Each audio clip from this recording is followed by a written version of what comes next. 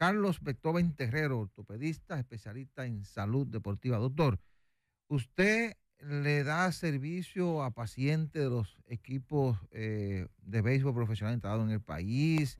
¿Le da servicio a deportistas de otras ramas como el voleibol, como el fútbol, que incluso provoca muchas situaciones el fútbol?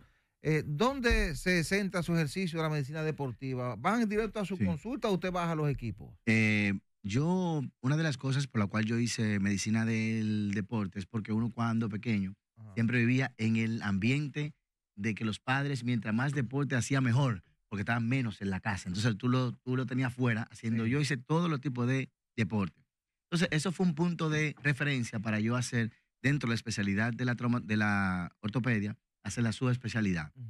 Mi sueño siempre era a poder atender a esos deportistas y brindarle que puedan continuar con su carrera, ya sea profesional o no. Entonces, cuando yo fui a Argentina, que hice la subespecialidad en esta rama, yo tuve la oportunidad, gracias a Dios, que debido a eso, entonces, soy el médico de la selección de fútbol, el director médico de la selección de fútbol, de la selección de aquí. También soy consultor de nuestro equipo de baloncesto, también de la selección también, cuando hay una alteración de cualquier jugador, ya sea sub-15, sub-20 y tal, de selección, de la mano de JP, ¿verdad? Siempre también trabajo con esos del deporte. En la Academia La Javilla, de mi amigo y hermano John Carmona, también veo muchos niños cuando tienen esas lesiones y sobre todo también en el ámbito del voleibol, que tengo pacientes también, que son pacientes que son atletas profesionales, que gracias a Dios hemos hecho procedimientos quirúrgicos y que esos jugadores actualmente se están jugando. O sea, sí que gracias a Dios, por mi carrera he ayudado a muchos jugadores. Cuando la selección de fútbol viaja, ¿usted tiene que viajar con ellos? No, porque normalmente hay lo que son los médicos de campo, ¿verdad? Y está el tema de el que coordina el tal cuando ya hay una lesión. Y ahí hacen el referimiento. Y ahí ya yo lo veo y hago una evaluación y sobre todo esos jugadores que son de fuera, que hay que hacer información. Carlos, antes de que usted, escúcheme, Oliver, usted ha tenido que levantar prácticamente de cero a un deportista que sufre una lesión y dicen, bueno, hasta aquí llegó. Bueno, ¿cuál es el caso más difícil en medicina deportiva que usted ha manejado? Yo le voy a decir algo. Yo he manejado 2 casos y no porque sean difíciles, sino también por la presión y por el resultado. Uno de esos casos fue una jugadora de voleibol profesional muy buena que se llama Betania de la Cruz. La reina. Betania de la Cruz tuvo una lesión de la rodilla. Para mí, una de las personas, o sea, todas esas. O sea, cuando usted ya tiene ese contacto con los jugadores y cuando usted adentro, usted ve el sacrificio que esos jugadores hacen para poder mantenerse. Yo creo que una de las presiones, porque al ser una jugadora de tanto nivel, usted devolverla a su nivel habitual y que ella pueda seguir y desarrollar su carrera deportiva, yo creo que es un tema muy de presión para uno. O sea, es una presión porque el resultado tú tienes que verlo y evidentemente es el camino que tienes que ir. Y otro jugador fue un jugador, pero este es americano. Se llama Burrell, que jugaba en el equipo de Bames, en el TBS. Usted sabe que esos jugadores americanos normalmente viajan, se van, porque yo entiendo que Estados Unidos, y es muy bien. Entonces tuve la oportunidad de que los padres vinieron, su madre, y él tenía una rotura de tendón rotuliano, el rajón de Santiago, por referencia, y en esa época se hace la cirugía. Es una cirugía larga, tú tienes que ir detrás de él, viaja para Estados Unidos. Estados Unidos me llamaron, qué fue lo que pasó. Yo hablé con los Estados Unidos, con los médicos, le expliqué y gracias a Dios ahora él está jugando. Y uno, para decirlo, es todos esos jugadores jóvenes que van a mi consulta, 15, 20 años con sus padres, que tienen lesión de rodilla, de ligamento cruzado anterior, y que gracias a Dios yo he visto cómo esos jugadores han vuelto a su actividad. Y son jugadores que te lo agradecen porque son jóvenes y al ser jóvenes el tú poder volver a jugar y es tu sueño, ya es una satisfacción para mí. O sea, esas son las cosas que a mí me hacen estar. Estamos conversando con Carlos Beethoven, cirujano, ortopeda para todo el país. Me gustaría entrar en el plano, estamos hablando de deporte, pero usted también es en general que trata el proceso. Entonces me gustaría conocer cuáles son los tipos de fracturas más frecuentes y lesiones que tienen los ciudadanos y más, por ejemplo, la cantidad de motociclistas que hay en la República Dominicana. Sí, es un tema importante y que hay que ir como con pincelada porque puede causar como... yo trabajo también en el Hospital Salvador Bienvenido Gautier y en este hospital y también en el Hospital Calvente. Ahí recibimos muchos pacientes con trauma, evidentemente. Yo no solamente hago las cirugías deportivas y tal, o hombros, rodillas, también aquellas fracturas que tienen estos pacientes. Yo creo que una de las fracturas más frecuentes, sobre todo en los motoristas, son las fracturas de fémur y tibia. Ay, Dios. Fémur y tibia. Y sobre todo, son un poco más complicadas porque cuando son fracturas abiertas. Doctor, Abiertas. ¿qué costo tiene para un paciente o para el Estado una recuperación de una rotura de fémur? Mire, para decirle, le voy a decir evolución desde que el individuo, porque no solamente... Sale de circulación. Porque no el solamente fémur fue... roto en fémur dos roto en partes. dos. La tibia. La persona viene y abierta. Vamos a hacer 3 escenarios. Sí. Porque viene contaminada Sí. ahí. Es para que la gente Vienen sepa bacterias. Lo que pasa a un paciente. Sí. El individuo tiene el accidente. Vamos a empezar, fractura de fémur. Hay que llamarlo, se lleva a la emergencia, el paciente está ahí llorando. Primero, inmovilización. El fémur es un hueso que sangra mucho. Inmovilización y el ingreso de ese paciente. Sube a sala, un tiempo esperando. Indicación de los materiales. Que eso tiene su burocracia. Porque no porque usted esté en un hospital, sí que hay un tiempo más corto, porque las ARS tienen un tiempo más corto para esos pacientes que están ingresados. Y es obvio, porque es menos costo. Y lo que se sufre. Pero recuerde que tiene que hacerse análisis de sangre. Si usted no tiene ninguna condición, o sea, es un paciente que es diabético, hipertenso, que hay que hacerle consulta con otros especialistas. De momento ya tenemos ya como 15 días. Sí. Wow. Vienen lo de los materiales. Recuerde que tiene que buscar sangre. No. Sí, tiene que buscar 5 sangre. días. 5 días. Ok. 5 días. ¿Tiene sangre? No tengo sangre, doctor. Consígala. Son pacientes de bajos recursos. La sangre, recuérdese que todos sabemos que para que la Cruz Roja le dé la sangre, Tiene que llevar. usted tiene que llevar. Porque de eso se trata. Y pagar. Porque no es que usted la compre, no. Usted tiene que llevar un donante para que, o sea... O la sangre que son más perfecto. difíciles de encontrar. Y recuerde que si usted es un tipo de sangre difícil, usted sabe que ya es una semana que no es por el hospital. B negativo. Es por usted, B negativo. 10 días, 15 días. La cirugía se hace lo más rápido posible, ¿verdad?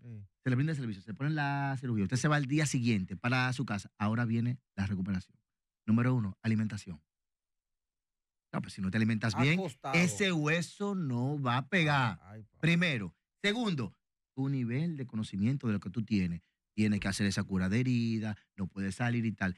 Para devolver a ese paciente a su actividad normal del día a día, tiene que pasar casi 8 o 9 meses. 2 preguntas. Y durante... Él puede caminar. Estamos hablando a su actividad para que pueda ir a trabajar. Ojo.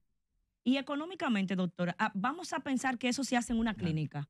¿Cuál sería el costo? Vamos a hablar de hospitales. Porque los hospitales es donde normalmente la gran cantidad de esos accidentes que nosotros tenemos desencadenan en un hospital. La población muy alta. ¿Cuánto le cuesta al Estado, más o menos? Esa lesión, esa misma lesión. Habría que preguntárselo a los del sector, pero es algo caro porque recuérdese que usted tiene que sumar 3 condiciones. Primero, el internamiento. Los materiales. Segundo, los materiales. Ay, papá. Honorario médico. No, porque ya los honorarios médicos están pero, sujetos es un salario. al Estado. Claro, pero para nosotros lo que queremos ver es, por eso le hablo de una clínica. En una para que se sepa exactamente para que el Estado. El que calibre un motor lo piense. ¿Cuánto invierte en eso? O sea, si esa lesión se atendiera en una clínica. Sin seguro. ¿Tiene seguro? No tiene. Hay que vender la casa. Sin seguro, ¿cuánto costará? Probablemente todo el mundo tiene su tarifario y no nos metemos en él, pero prácticamente usted va a tener que buscarse más de 200,000 pesos. Bueno, hay 2 preguntas que tengo. Todo el mundo. Alguien te la puede hacer en 100,000. 2 preguntas. Adelante, ¿cómo decir unas cuantas llamadas? 2 preguntas. Una, a las personas después de los 70, 75 años, le dicen, mira, no te caigas porque esos huesos no se empatan. Yo quisiera saber si es verdad eso. Y vamos a responder esa pregunta. Rápidamente, un paciente mayor de 70 años, nuevamente la causa más frecuente de fractura es una caída y es la fractura de cadera. Sí, fulminante. Fulminante. Y peligrosa. La CIA. Peligrosa. ¿Por qué? Porque los pacientes que tienen fractura de cadera, usted lo opera, ¿verdad? Y el paciente puede reincorporarse. Pero hay pacientes, por ejemplo, que se caen con 80 años, 85 años, que caminaban. Esa es la primera pregunta. Y muchas veces he visto, cuando usted le pone la prótesis de cadera, que está bastante bien el paciente nítido, el paciente muchas veces empieza a distorsionar. Distorsionar, 80 años, ya él como que empieza con un proceso de que ya no se recuerda de la cosa. Entonces, hay que tener mucho ojo, pero sí que usted puede volver a ese paciente a activarlo. O sea, sí se empatan los huesos. Sí, claro. Ok. La otra pregunta, Ajá. y perdóname, José María, es que yo siendo reportero, Ajá. trabajaba en el periódico Hoy, nosotros nos tocaba ir a las emergencias de los hospitales.